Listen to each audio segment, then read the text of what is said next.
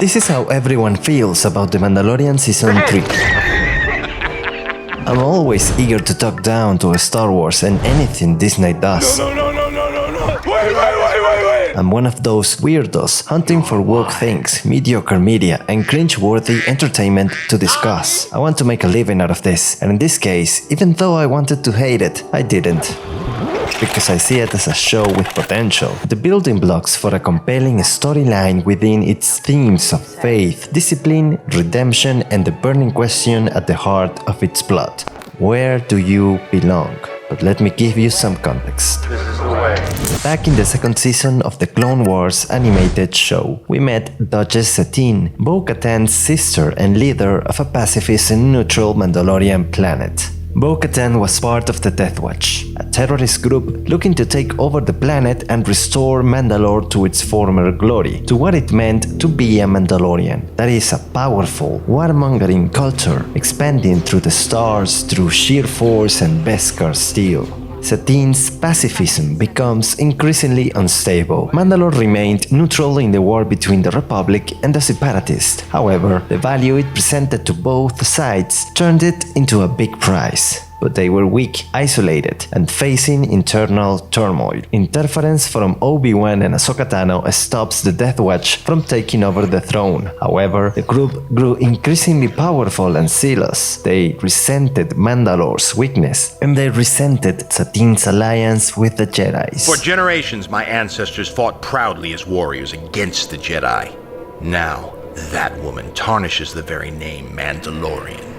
In a final act of desperation, the Death Watch becomes allies with Darth Maul, and they take over the planet swiftly. Together, they plan to turn Mandalore into a criminal and military organization that rivals any power in the galaxy. However, Maul betrays the Watch and faces their leader Pre Vizsla for the throne. Only the strongest shall rule. The climax is Star Wars at its peak. Bo-Katan realizes the danger Darth Maul and the Death Watch present to the planet and asks the Republic for help. She and a smaller group of Mandalorians join Ahsoka Tano and a squad of elite clones to retake Mandalore. But it was already too late. Order 66 was about to happen, and regardless of the outcome, the planet would become unable to resist the strength of Palpatine's galactic empire. As Ahsoka reaches the throne room to face Darth Maul, he confesses what he's done. He orchestrated the war to lure Anakin Skywalker and kill him, because he resented that he was becoming Palpatine's new apprentice.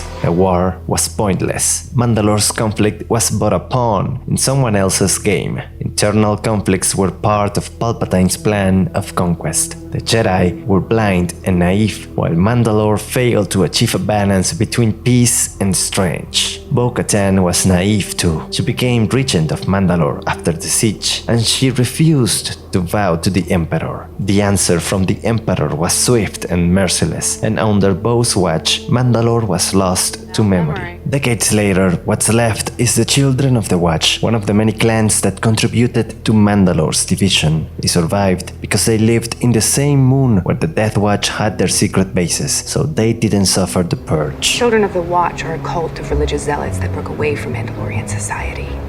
Their goal was to re-establish the ancient way. As heirs of the conflict, will they find redemption for Mandalore? Could they find a place where they belong?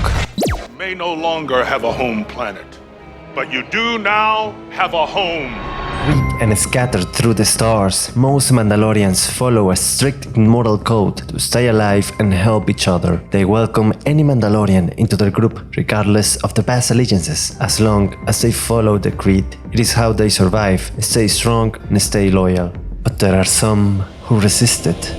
Bo-Katan, the disgraced ruler, sitting on an empty throne on an empty planet. Her past decisions led to the death of her sister and the destruction of her people's homeworld. She has lost everything to the Empire, to Darth Maul, and to herself. All she has left is shame and disgrace. I'm not the leader you seek. But perhaps she, too, will come to believe that there's only one way: union, as it was divided how they fell. And I too believed that she could bring the different clans together. Let's think about it as the German philosopher Hegel would. The Death Watch is the thesis. They presented a solution to Mandalore's weakness. The Children of the Watch are the antithesis, a complete opposition of a radical idea to ensure union. Bo-Katan, who has walked the two ways, is the synthesis, an idea that combines the best parts of what came before, the strange and unity. I'm here to join you. This is why in episode 5 the clan leader had an epiphany. All Mandalorians are one people, regardless of the path they follow, and they should serve the same purpose. After all, different Mandalorian forges melt Beskar steel all the same. Bo-Katan has been a tragedy, an element that's at the core of the best Star Wars stories, and she is ready to find redemption and belonging. She inherited the throne after the Republic defeated Darth Maul and the Death Watch. However, further division and the might of the Empire made it a short reign. Mando on the other side has inspired the jaded survivors to fight back for a better destiny. He's the role model of discipline, willpower, faith, strength, and determination the Mandalorians have. He's the one feeding their people with hopes and ideas of reclaiming their planet. Even Bo-Katan had abandoned her ambitions and desires until Mando's relentless quest to Mandalore's mines took her back to the path of leadership. The season also has a storyline following former Imperial officers plotting for the tragic origins of the First Order. However, in this show, the threat of a rising enemy is both motivation and obstacle for the Mandalorians' desire for a new home. Lastly, from a production standpoint, The Mandalorian looks and sounds amazing for the most part. They make it very easy for you to enjoy the shots, the music and the action of this space western adventure. Sadly, Disney is tainting whatever potential The Mandalorian still has. The temptation of modern storytelling is corrupting the story like Palpatine corrupted Anakin. Namely, after following Din Djarin for 2 seasons on a quest to take Grogu to a safe place, the studio just brings him back immediately on another show. It felt cheap, and it made the journey a bit pointless. Pointless for us, though, as Disney can keep selling Baby Yoda toys. Secondly, I'm beginning to sense laziness in the script. The Mandalore conflict is complex, deep and enthralling, and yet all we get in Season 3 is, for reasons too confusing to explain. Pay attention and you'll find something silly, and things that may stretch the limits of your imagination. What happened to him? Elements that make the show sound like Somehow Palpatine returned. The season also includes the soft propaganda Disney likes so much. In this case, it's the D-Day non-binary haircut and attitude. Lastly, the simple fact of connecting the story to this